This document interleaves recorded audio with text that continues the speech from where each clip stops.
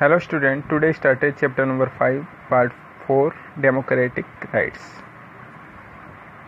पिछले वीडियो में हमने लाइफ विदाउट राइट्स के जो एग्जाम्पल थे, जैसे हमने 3 एग्जाम्पल्स बताए थे। नंबर 1 प्रिजन इन ग्वांतानामो वे, जो ग्वांतानामो वे में जो जेल थी उसमें प्रिजनर्स को क्या राइट्स मिले हुए थे, क्या नहीं थे, कैसी उनकी स्थिति कंडीशन थी, उसके बारे में डिस्कस किया। सेकंड था हमारा citizen rights in Saudi Arabia, सऊदी अरब में सिटीजन्स को, वहाँ के सिटीजन्स को क्या राइट्स मिले हुए हैं, क्या नहीं मिले हुए हैं, वहाँ की क्या कंडीशन है, उसके बारे में डिस्कस किया। एथनिक मैसेकर इन कोसोवो, कोसोवो जो यूगोस्लाविया का एक प्रांत था, उसमें क्या स्थिति थी, कैसे वहाँ एथनिक मैसेकर हुआ, जातीय नरसंहार हुआ एल्बेनियन वाले मैटर में। उसी प्रकार इन 3 एग्जाम्पल्स के अलावा आज का जो डिस्कस का पॉइंट है वह राइट इन ए डेमोक्रेसी, यानी लोकतंत्र में जो अधिकार हैं वो क्या मायने रखते हैं, लोकतंत्र में अधिकार क्या है, कैसे होते हैं, इनकी क्या इम्पोर्टेंस होती है। सबसे पहले तो ये पता लगे कि अधिकार क्या है, राइट्स से क्या है, व्हाट इज राइट्स। तो आज का वीडियो हमारा इसी से रिलेटेड है। व्हाट आर राइट्स, अधिकार क्या है, क्यों ज़रूरी है, ये हम नेक्स्ट वीडियो में देखेंगे। सबसे पहले हम ये देखते हैं कि अधिकार क्या है और क्यों आवश्यक है, ऐसी क्या आवश्यकता पड़ गई कि बिना राइट्स के लाइफ सबसे ये समझिए सफल होती है, सबसे कष्टप्रद होती है। व्यक्ति अपनी डिग्निटी के साथ जीवन नहीं जी सकता, उसको कोई सिक्योरिटी नहीं मिल पाती। ऐसी स्थिति में तो ऐसी क्यों अधिकार ऐसे क्यों आवश्यक है कि किसी भी कोई भी कॉन्स्टिट्यूशन हो, किसी भी कंट्री का, उसमें राइट्स को मेंशन जरूर किया गया है, चाहे वो इंडियन कॉन्स्टिट्यूशन हो, चाहे अमेरिकन कॉन्स्टिट्यूशन हो, चाहे किसी भी कंट्री का कॉन्स्टिट्यूशन हो, उसमें rights specially mention for citizens. तो आज का हमारा वीडियो है राइट्स, व्हाट आर राइट्स। इसके जो इम्पोर्टेंट पॉइंट्स हैं हम PDF में हमने उनको मेंशन किया है, उसी के अकॉर्डिंग हम इस पॉइंट को डिस्कस करेंगे।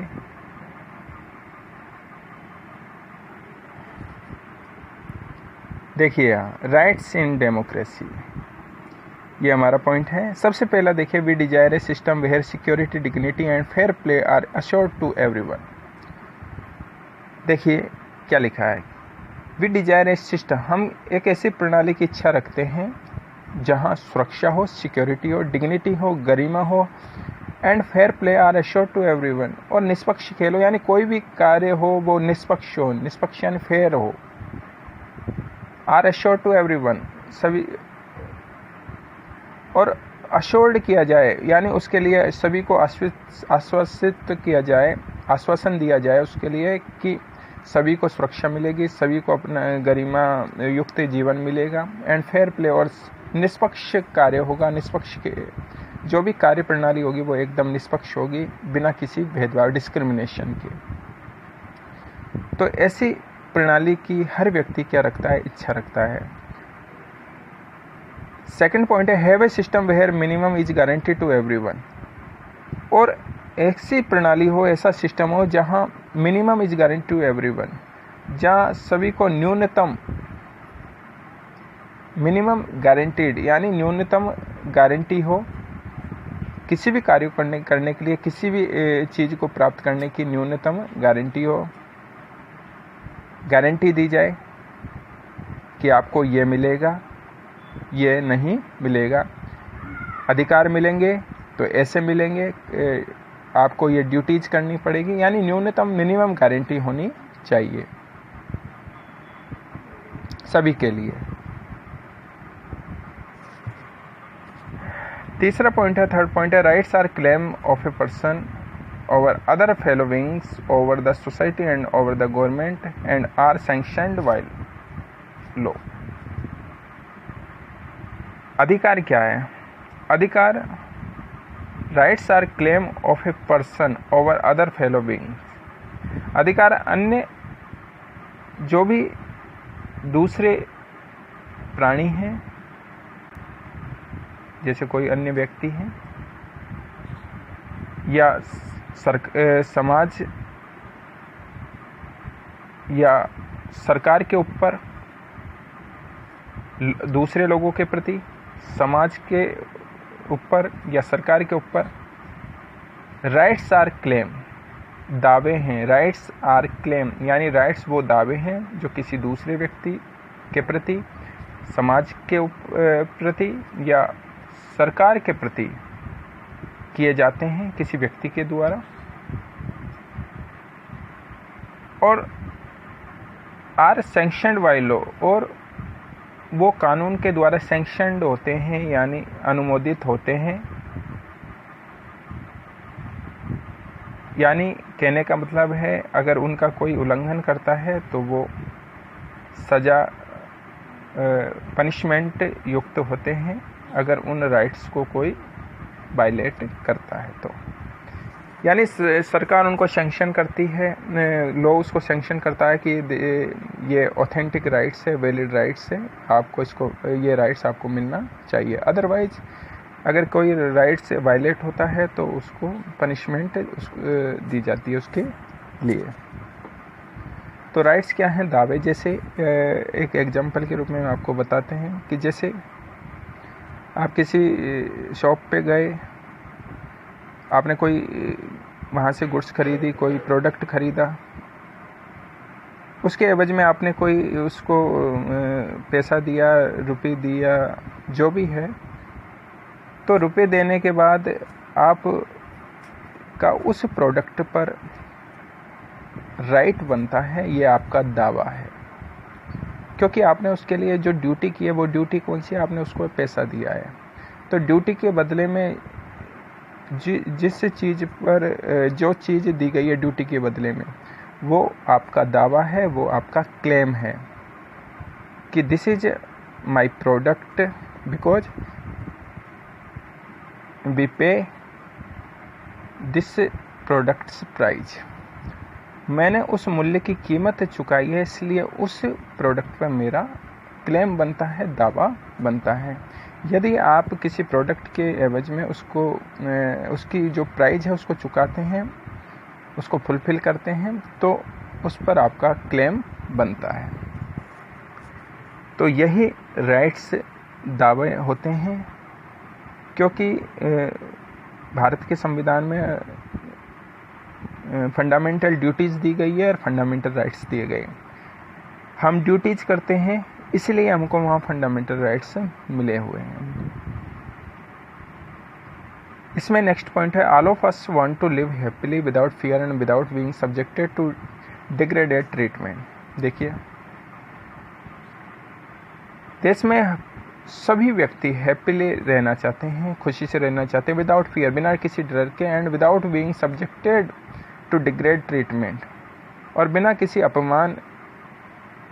अपमानित हुए, बिना किसी अपमान के, बिना किसी तरीके की ऐसी परिस्थिति के कि जिसमें उनका अपमान किया जाए। कहने का अर्थ है वो बिना डर के, बिना किसी अपमान के हैप्पीली रहना चाहते हैं। और ये तभी संभव है जब उनको किसी कॉन्स्टिट्यूशन में राइट्स मिले। और राइट्स के लिए व्यवस्था जो होती है वो एक तरीके से सिटीजन्स की डिग्निटी के लिए कॉन्स्टिट्यूशन में राइट्स का होना बेहद नेसेसरी है। फोर्थ पॉइंट है, equally our sanction should not also harm और hurt others, so a right is possible when you make a claim that is equally possible for others. We cannot have a right that harms or hurt others. देखिए क्या लिखा है, equally our action should not also harm or hurt others. समान रूप से हमारे कार्यों को दूसरों को नुकसान नहीं पहुंचना चाहिए। यानी हम कोई कार्य ऐसा करें, ऐसा नहीं करना चाहिए, हमको कोई ऐसा कार्य नहीं करना चाहिए जिससे दूसरों को चोट पहुँचे। So a right is a possible when you make a claim that is equally possible for others. इसलिए एक अधिकार जब ही संभव है जब आप एक ऐसा दावा करते हैं जिसके लिए दूसरा भी उसी प्रकार का दावा कर सकता है। यानी आप जो दावा करते हैं, जैसे मैंने किसी प्रोडक्ट के लिए प्रोडक्ट लिया तो उस प्रोडक्ट पर मेरा दावा है, उसी प्रकार उस शॉपकीपर का उस प्रोडक्ट को देने के लिए जो प्राइस होता है, जो उसका मूल्य होता है, वैल्यू होती है, उसको प्राप्त करना भी उसका ही दावा है। यानी मेरा दावा मेरा दूसरे का कर्तव्य है, जबकि उसका जो मेरा का जो कर्तव्य है वो दूसरे का दावा माना जाता है। इसको देखिए इजी वे में कैसे समझ सकते हैं। जैसे मैंने पैसा दिया शॉपकीपर को, वो मेरा कर्तव्य है, लेकिन शॉपकीपर का वो क्लेम है, दावा है कि वो प्रोडक्ट दे रहा है, इसकी एवज में उसका वह मूल्य ले रहा है, तो वह उस मूल्य पे दावा करेगा कि मैंने आपको प्रोडक्ट दिया है, इसलिए आप मुझे इसका प्राइज दीजिए, ये मेरा दावा है। यानी पैसा प्राप्त करना उनका दावा है और प्रोडक्ट प्राप्त करना हमारा दावा है। इसके एवज में वो प्रोडक्ट देगा, वो उसकी ड्यूटी है, हम उसको पैसा देंगे, ये हमारी ड्यूटी है। इसलिए ध्यान रखना, क्लेम इक्वली एक दूसरे के साथ किए जा सकते हैं। So a right is possible when you make a claim that is equally possible for others. यानी जो आप क्लेम कर रहे हो वो पॉसिबल है कि वो दूसरा भी उसी प्रकार के अधिकार के लिए क्लेम कर सकता है, यानी उसके लिए भी वही क्लेम हो सकता है जो हमारे लिए है। We can not have a right that harm or hurts other. इसलिए हमारे पास ऐसा कोई भी अधिकार नहीं है कि हम किसी को परेशान करें, किसी को चोट पहुंचाए। इसलिए हम कोई भी अगर राइट्स प्राप्त कर रहे हैं तो बिना किसी को दूसरे को चोट पहुंचाए ही प्राप्त किया जा सकता है वो राइट्स। और जिसके लिए हम क्लेम करते हैं उसी राइट्स के लिए दूसरा भी क्लेम कर सकता है, यानी 22 वर्षा हो सकता है, एक दूसरे के प्रति क्लेम किया जा सकता है किसी राइट्स को प्राप्त करने का।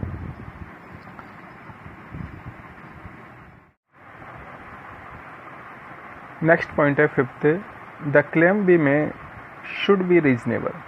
जो भी क्लेम होना चाहिए, जो भी दावा होना चाहिए, रीजनेबल होना चाहिए, उचित होना चाहिए।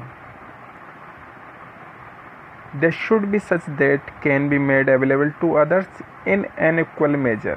देखिए ये क्या कहता है कि जो दावा है ऐसा होना चाहिए, उचित होना चाहिए और हर किसी को समान मात्रा में उसे दे पाना संभव होना चाहिए। यानी कहने का मतलब कि जो दावा है वो इस प्रकार का होना चाहिए कि हम उस दावे के लिए जो डिमांड कर रहे हैं वो समान मात्रा में दूसरा भी उसी प्रकार उस दावे के लिए डिमांड कर सके। यानी समान मात्रा में इक्वल मेजर में होना चाहिए। जो डिमांड हम कर रहे हैं उसी प्रकार दूसरा व्यक्ति उसी समान इक्वल मेजर में करने वाला होना चाहिए। यानी हमने कोई प्रोडक्ट लिया तो उसकी जो कीमत है उसके बराबर हमें उसकी कीमत प्राप्त होनी चाहिए। उसी प्रकार दूसरे व्यक्ति को भी वह जो कीमत चुका रहा है उसके बराबर का प्रोडक्ट प्राप्त होना चाहिए। तो नेक्स्ट है इसी में, thus a right come with an obligation to respect other rights. यानी जो भी अधिकार होता है इस बाध्यता के साथ मिलता है कि हम भी दूसरे के राइट्स का क्या करें, सम्मान करें। यानी अगर आपको राइट्स चाहिए तो दूसरे को भी आपको राइट्स देने पड़ेंगे, अधिकार देने पड़ेंगे। इसलिए जो राइट्स मिलते हैं वो बाध्यकारी होते हैं, उसी बाध्यता के साथ मिलते हैं कि अगर आप ले सकते हैं तो आपको आप में देने की भी कैपेसिटी होनी चाहिए। नेक्स्ट है, society has a set of rule for what is right and what is wrong. समाज में क्या सही है और क्या गलत है, उसमें समाज में ही ऐसे नियमों का एक सेट होता है, समूह होता है, जहां यह डिक्लेयर होता है कि समाज में क्या सही है और क्या गलत है। उसी से ही राइट्स की उत्पत्ति होती है, ओरिजिन होता है। राइट्स सोसाइटी से ही रिलेटेड होते हैं और सोसाइटी में रूल्स और रेगुलेशन का एक सिस्टम होता है, सेट होता है, जहां ये डिसाइड होता है कि what is wrong and what is right, कि क्या सही है और क्या गलत है। ऐसी स्थिति में ही हम राइट्स को क्लेम कर सकते हैं, अदरवाइज हम राइट्स का क्लेम नहीं कर सकते। अगर सोसाइटी उसको रॉन्ग मानती है तो हम राइट्स का क्लेम नहीं कर सकते। अगर सोसाइटी उसको राइट मानती है तो ही हम किसी राइट्स का क्लेम कर सकते हैं। When socially recognized laws are written, they acquire real force, otherwise they remain natural or moral rights. When socially recognized laws are written,